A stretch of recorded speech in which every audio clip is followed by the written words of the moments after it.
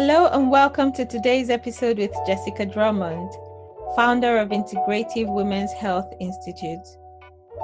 Jessica is a pelvic health physical therapist and clinical nutritionist with 20 years of experience, and she is passionate about caring for and empowering women who struggle with women's and pelvic health conditions.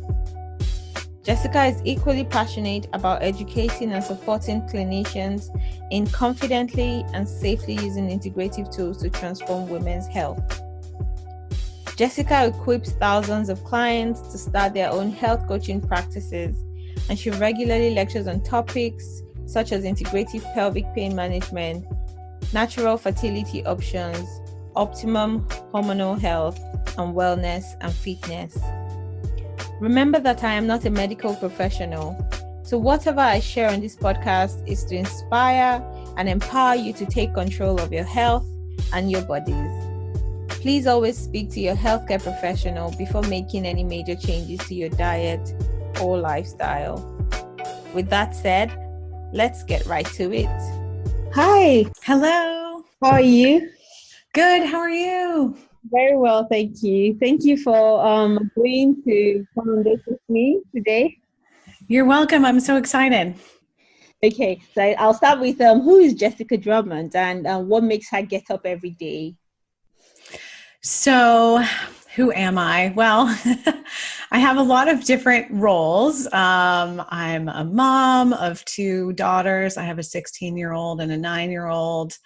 I am married. I live in Connecticut, just outside of New York City in the United States. And I've been clinically a physical therapist, pelvic health physical therapist, and clinical nutritionist I started in physical therapy about 20 years ago and clinical nutrition about 10 years ago, and sort of combine them both at this point. My graduate degrees are in those two topics.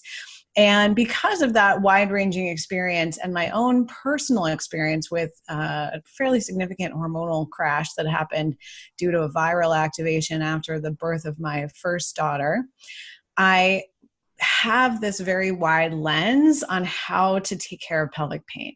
Because I recognize from my clinical practice that sometimes we hit a limit of how much we can really help with just pelvic PT, and how much we can really help with just clinical nutrition, but combining both of them, and for the woman herself to be really engaged in the process and have really clear goals about what functionally she wants to be able to do, what's kind of pulling her forward out of the pain, because pain itself is a driver to make changes in the short term.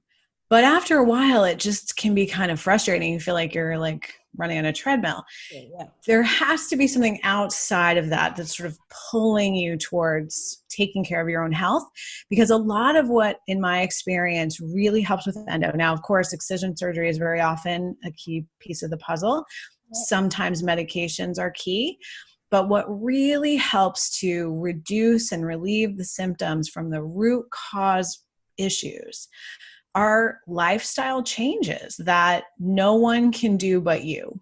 Yep. And so you have to be really excited about why you're doing that, because otherwise it can feel hard.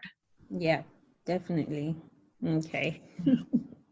That's cool. So that's kind of your motivation for being great. Yeah. So my motivation is just that I feel like I have a unique vantage point on this because of my own illness and the kind of wide and various training I've had, both in integrative and Western medicine, and my 20 years of clinical experience. I learn a ton from every single one of my patients, and I've been teaching practitioners for about 15 years. And even with our current institute, I've trained well over 1,000 gynecologists, nurse practitioners, pelvic health PTs, health coaches in more than 60 countries. So, I teach them, but I also learn a lot from them. And so I have a very wide view of this. So because of that, it's given me a protocol per se. I wouldn't say there's like this very clear step by step, but there is a clear outline for how to optimize our physiologic systems to make the disease less prominent in terms of its influence on our lives. So what would you say is missing in the medical profession when it comes to women's health? Why is there that gap, and what is that gap? Well, I think the biggest problem is, okay, so the standard model is, depending on what country you live in and a little bit depending on your health system. But in the US, if you have pelvic pain or bad periods or, something like that, you're going to go to your gynecologist. Yeah. Who is not really educated on endometriosis, unfortunately, which is shocking, but true. And so they think they have a few tools. They might give you hormonal birth control. They might use some medication to try to quiet the symptoms. And that may actually solve the initial symptoms in some people, but it's not doing anything to deal with the underlying issues, with the lesions themselves, and the inflammation that may be propagating the lesions or making them worse, and the changes in the gut microbiome that also are influencing digestive symptoms and pain symptoms, or the health of the brain, which is what all pain signaling begins in the brain. So we need healthy brains too. So you're just kind of at best putting a mask on putting like a Band-Aid over the problem, but not really healing it, just like hiding it. Yeah. And unfortunately, and there certainly are great gynecologists out there who've done their own work and their own research and attend conferences like the International Pelvic Pain Society meeting and things like that. But on average, that's not really the case. And unfortunately, there are still general practice physicians and gynecologists who are just flat out giving the wrong information. Like I had a patient come to me just last week who said, oh, my doctor told me, she was like 22 or something.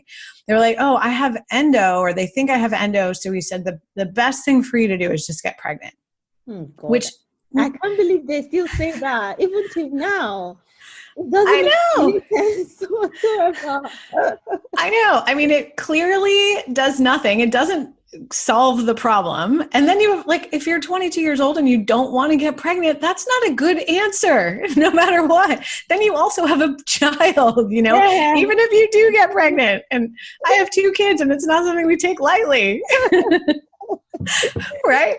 Yeah. So there are a lot of terrible myths. And then the best case scenario is you get a Band-Aid that kind of works. At least maybe your symptoms are quieted down. Why that is the case, I honestly don't know. Our education is a mess. There's lots of systemic problems with healthcare. We could talk about that all day. But the truth is, it's the truth. And now in some countries with more socialized medicine, like Canada, there are a few endo specialty centers which do give good holistic care. I know there's at least one in Canada. Now there's one, maybe there's more than one, but I know of one in Canada, which is a huge country. So it's hard to get access to that. And often people have to wait a couple of years and kind of deal with that mushy model that doesn't work until they get there. But at least it exists. In the US and in other countries where that doesn't exist, your best strategy is to try to be that person for yourself. Like pull together your own center of excellence by finding the people you need to put together on your team. And fortunately, that's kind of what we teach both our practitioners and for our practitioners to kind of help their clients do. And what I do in my client practice, I do still see a few clients each week. So tell me more about the IWHI Institute. I'm actually interested. So I know you have clients who are medical professionals, but you also work with actual patients. So say an endometriosis sufferer who just wants help. Do you work with them, or how does it work? Yes. So I have a small clinical practice where I do work directly with patients. And starting in January, so January of 2020, my small team of our health coaches and a team of people that we have trained that are not directly associated with our organization, but we can point you to them. My guess is it's going to be around 25 practitioners, health coaches, pelvic health, physical therapists, a few physicians, things like that, who will have a directory on the site as soon. I have a book coming out called Outsmart Endo. And we are training practitioners along with the book because the book is great. Like, you can learn exactly what to do as a human. But if health is not your first zone of genius, it would be like me saying, okay, I've decided I'm going to renovate my bathroom. And you can learn to do that like in a book or on YouTube. But the first time water starts shooting out of my wall, I'm going to panic and call a plumber, right? Exactly, right away. Right. So it's kind of the same thing. Like, I've been studying endo for 20 years. Like, I don't expect someone who was diagnosed 6 months ago, and it's still complicated. I don't expect someone who's diagnosed 6 months ago to do this on their own. So we are training people, and we have been training people for years, but we're going to be training a very focused group of people, practitioners, for you to go to, either within our organization or outside of our organization. Just find the right person that gels with you and, maybe lives near you, in your time zone, whatever, and they can do coaching with you around the book. And if you can't afford to do that, or you're not quite ready to take that leap, you're still in the learning phase, then Outsmart Endo. It's actually available for pre-order right now on Amazon, and then it'll be out in January. Okay. Wow, that's amazing. So that would be for both patients and even practitioners, right? Absolutely. So our training program is for practitioners, and then those practitioners will be available for patients to come and get really a hand-holding with that step-by-step process. All right. That's amazing. Well done. Thank you. And those are health coaches. So they don't necessarily have healthcare degrees, although a lot of them do. But sometimes it's actually even better if they don't, because they have that kind of empathy. We're training certain people who have had endo, who have built platforms like yours, who are really immersed in it. Because with this disease, a lot of times the patients who have been navigating it for 5, 10, 15 years are more knowledgeable than the practitioners. So there will be coaches in that among those practitioners who are, super advanced learners of endo, but maybe are not licensed professionals, but they will be, coaches, and most of them board certified coaches. So there's a range of professionals. And a lot of times it's not that you need more knowledge, it's that you need more help implementing the knowledge. Yeah. Earlier on, you said something about a protocol that you've got. Can you share a bit more about that with as regards to dealing with endometriosis? Yeah, so I don't think in super specific protocols, but I do think in sort of a process. So generally speaking, it's very common with endometriosis to have overlapping digestive issues. So we start with digestion, because if you can have the cleanest, most beautiful food plan, but if you're not absorbing it, you can't use those nutrients to quiet your endoinflammation, to optimize your brain health, to optimize your immune health, which really directly communicate with kind of the endo experience from a biochemical standpoint. And then same thing with your gut microbiome. There's a lot of research that shows how the gut microbiome influences endometriosis symptoms. So we start with digestion. That's step one. We see, how healthy your gut microbiome is, the bacteria that live in your colon. And they're supposed to be there, but we want them in a good composition. How well you're absorbing nutrients, what kinds of foods you're eating that will be either healing or contributing to inflammation. Then we move into just more intense anti-inflammatory things that will support the immune system, things like fish oil, turmeric, other antioxidants, glutathione. And then we focus on brain health. So is the person's blood sugar steady? So their brain is not kind of constantly craving sugar. Do you have good iron reserves, but not so much that it's inflammatory. How's your menstrual bleeding? That influences a lot whether or not someone has anemia, which can make the brain feel oxygen deprived, which again will contribute to increased pain signaling. So things like that, making sure you have enough nutrient absorption, vitamin D. So we work through the physiologic systems: digestive, immune, nervous system, and endocrine system. Now, it used to be a little clearer that endo was more of an estrogen-driven disease, but there's some research that came out in 2018 that makes that seem not as clear.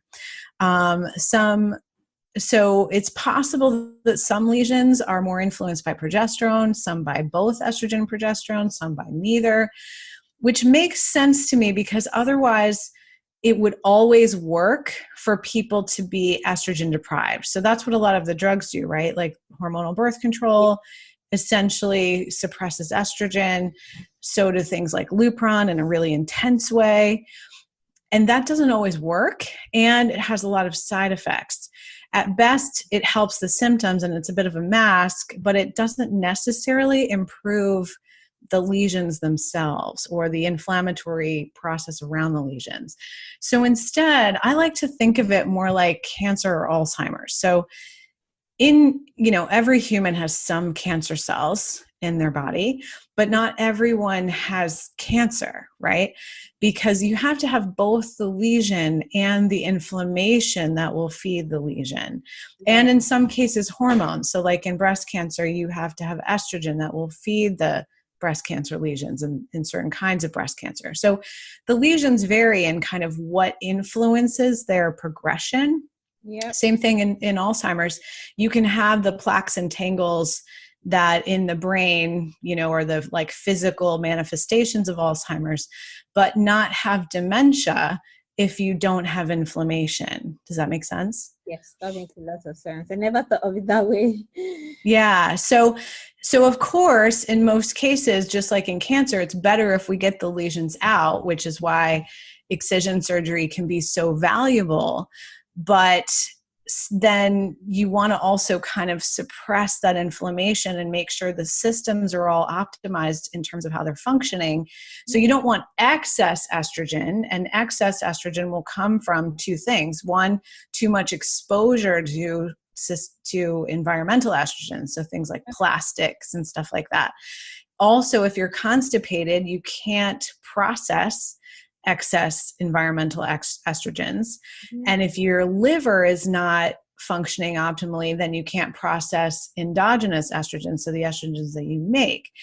And so you need to be eating lots of broccoli and lots of fiber and all those things that help us process our hormones adequately, even if we don't want to totally turn them off, because people with endo need estrogen in other ways. They need it for their brains and their hearts and their bones. And so we don't always want to just shut off the estrogen.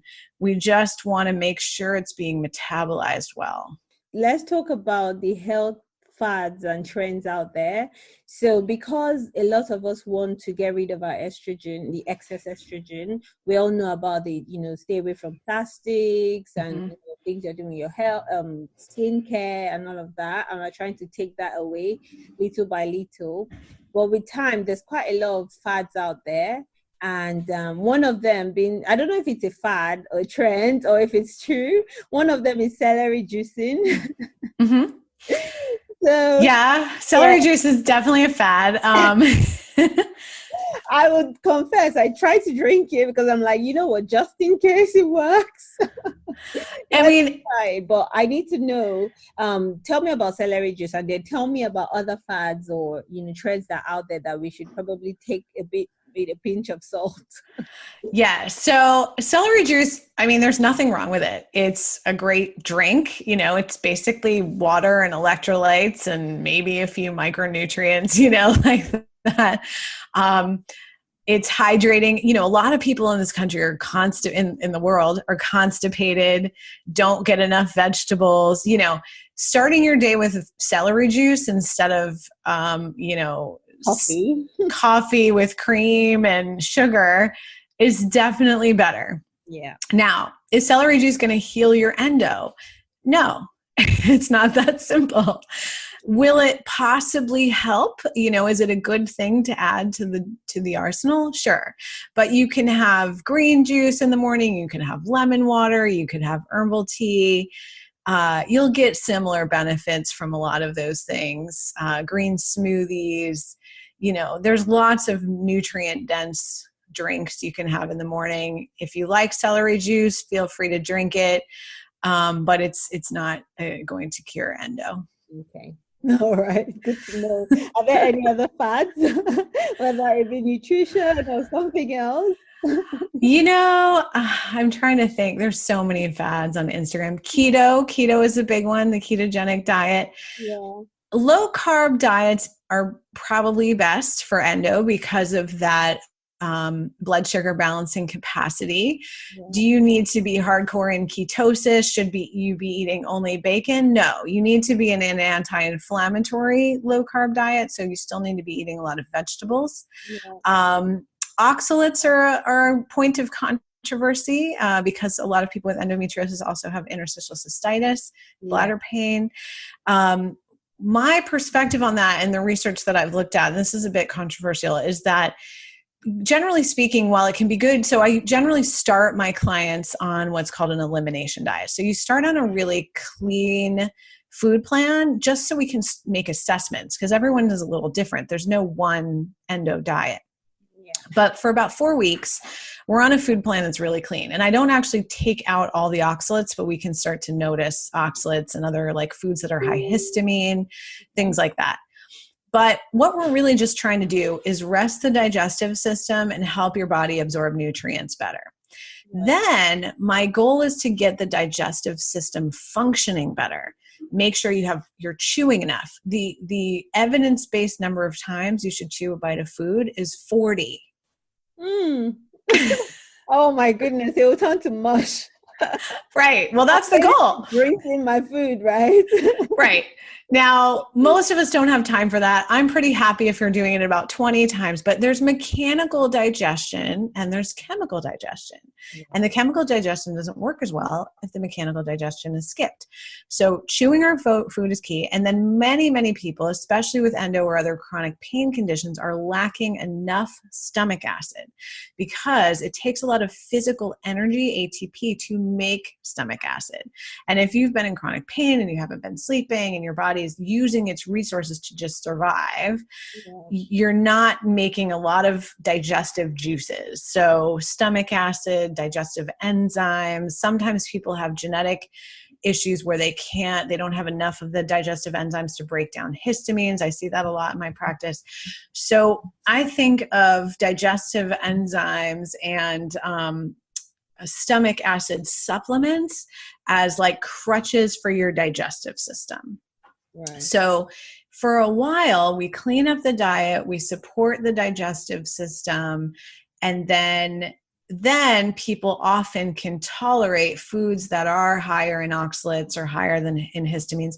You might have to lower, I don't necessarily advocate having, raw kale or spinach smoothies in high doses every day, because that's a lot of oxalates. It's like an overwhelming amount of oxalates. But most people don't overeat spinach, unless they're doing it in that way. And that's where the trends can become potentially problematic. Okay. All right. Need to know that celery juice won't cure endo. I think one of the reasons I try to take it is because I had issues with taking too much NSAIDs. So yes. Yeah, the painkillers, and it kind of gave me a bit of gastritis with my stomach. So trying to improve my stomach acid and was one of the reasons I started celery juicing. But I'm like, I still have endo. Right. And it can help your digestion. The other thing that's really good for gastritis is things like glutamine, which you can get in bone broth, or you can take glutamine supplements. I definitely think that a lot of endo patients need to work on digestive healing because so often you've been on a lot of drugs, and NSAIDs are really rough on the digestive system.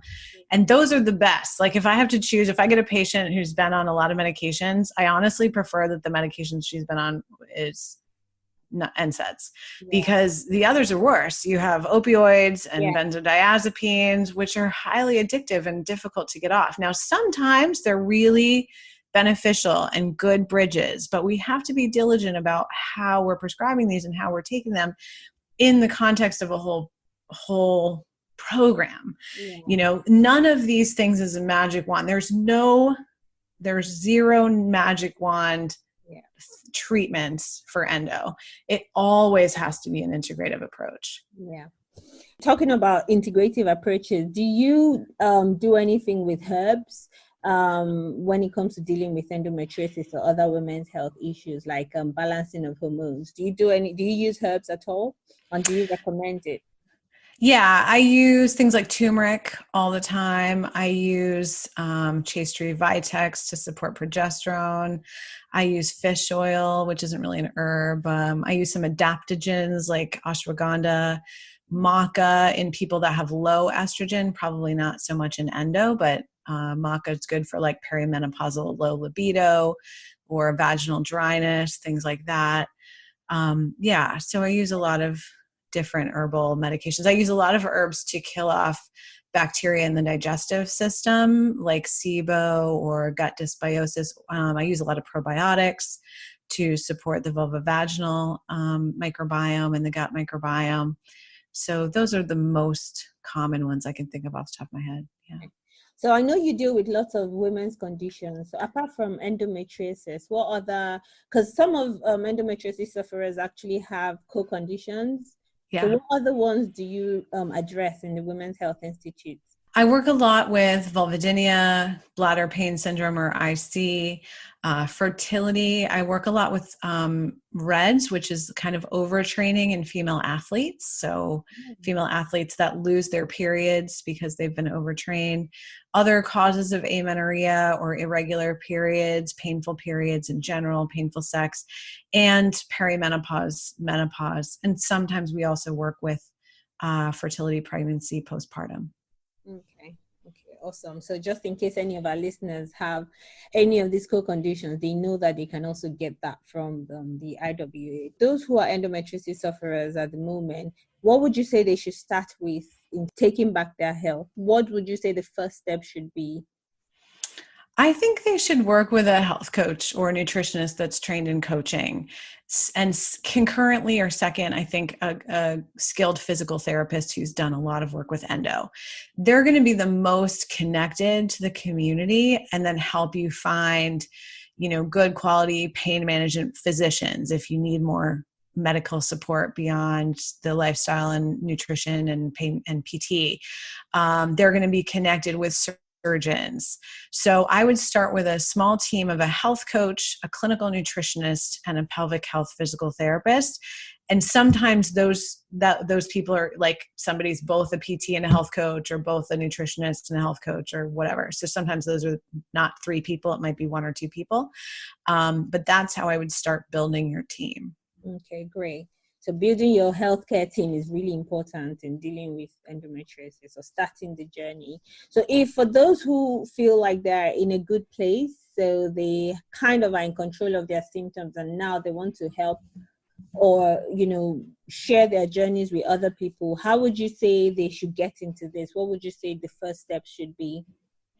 So in that case, if you want this to be your career to help other people with endo, the need is definitely there. I would suggest we have a program called the Women's Health Coach Certification. We actually even have a shorter program, which we're doing right now, called the Endometriosis Healing Accelerator Program.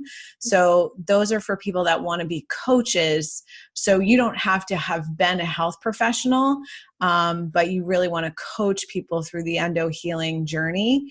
Then you want to become a women's health coach or work through our Endo Accelerator Program, and we'll support you in becoming a health coach. Because like I said, it's one thing to have the knowledge. It's another thing to have the support to implement the knowledge. And that's really the role of a health coach. And the health coaching profession is growing really quickly.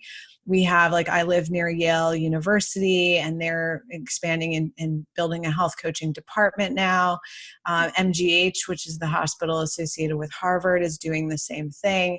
So health coaching is a really strong, viable, growing career. Yeah. So if you feel really on fire about your endo journey and you want to help others, there's a place for you. And that's who we train through those two programs. Okay, that's awesome. So are those the two courses that women should look at or focus on when it comes to endometriosis? Those are the ones, the accelerator, right?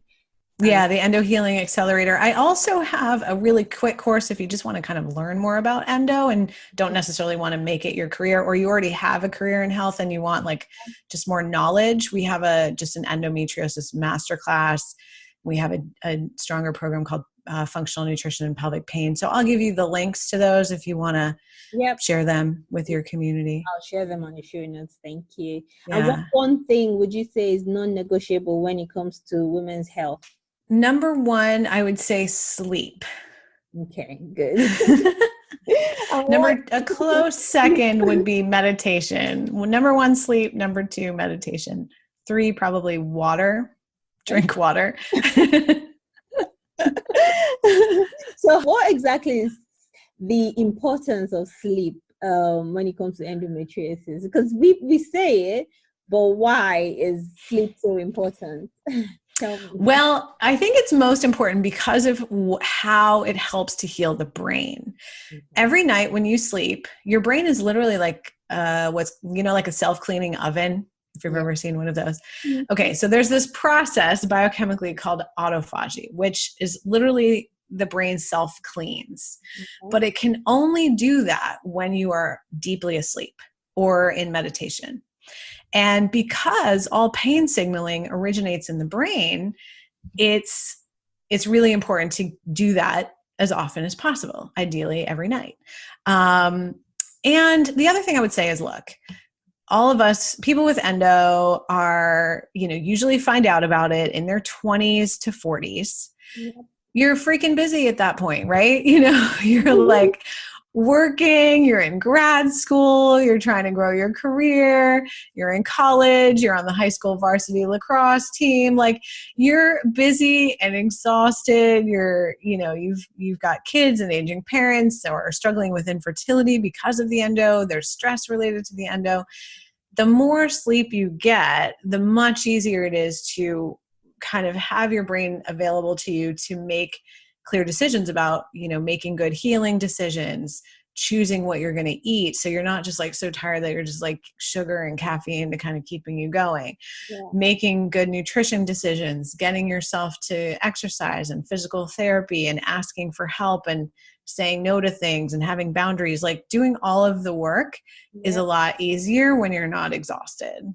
Yeah, sure. So how many hours minimum every night? Minimum 6 to 7, ideally 8. And I recommend with my clients, sometimes it's quality over quantity. If pain keeps you up or there's some issue, then I always suggest that we shut off all the blue light screens, so the phones and the laptops and all that, televisions, by 8 p.m., have a little bedtime ritual and try to be asleep at 9:30. Because the earlier you're asleep, 8, 9:30, 10, even if you kind of wake up early from pain or you have a lot going on, it's just a deeper quality sleep if you can get yourself to bed a bit earlier.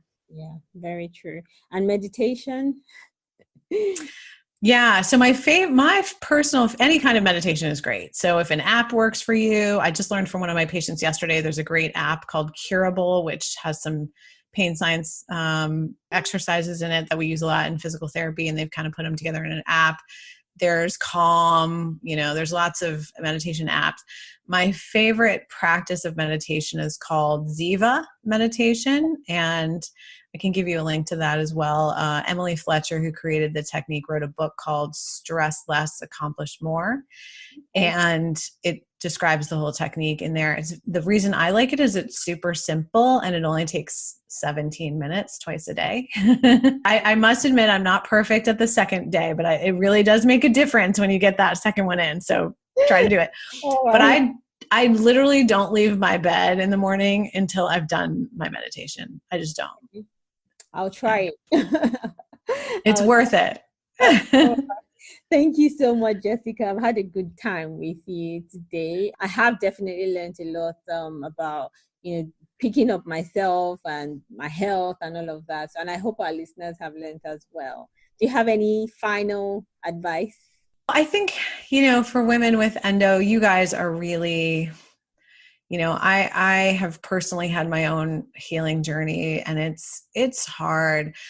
So I honor all the steps that you're taking to take care of yourself and each other, and just know that there is good support and help out there.